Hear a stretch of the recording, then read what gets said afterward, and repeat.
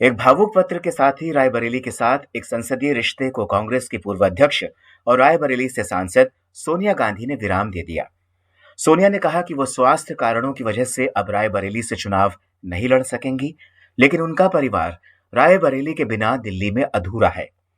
सोनिया अब राज्यसभा के जरिए संसद पहुंची हैं, लेकिन रायबरेली में उनकी विरासत को लेकर सवाल भी हैं तो कयास भी।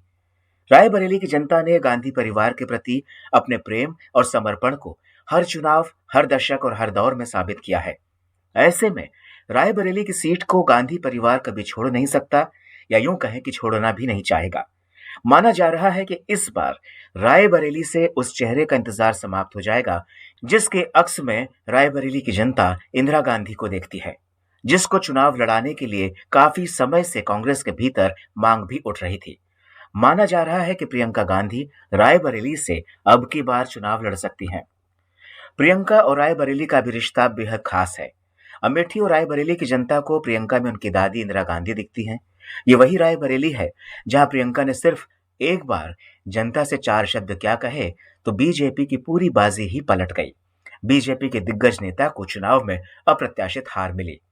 ये बात 1999 के लोकसभा चुनाव की है।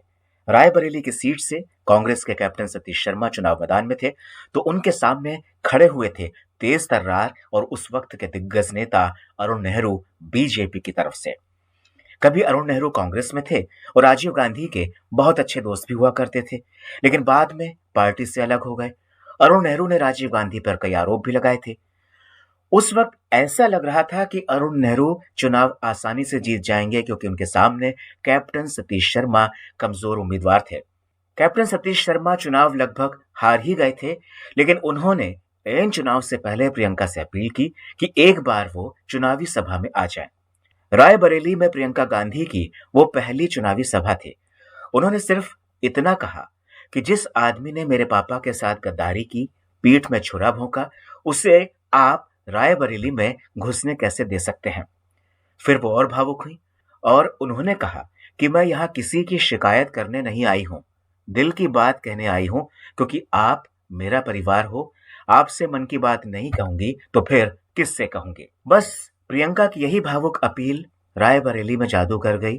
अरुण नेहरू चुनाव हार गए, तब प्रियंका केवल 27 साल की हुआ करती थी। ऐसे में अब जबकि प्रियंका रायबरेली से चुनाव लड़ सकती हैं, तो समझा जा सकता है कि गांधी परिवार की ये विरासत एक नए युग में प्रवेश करेगी।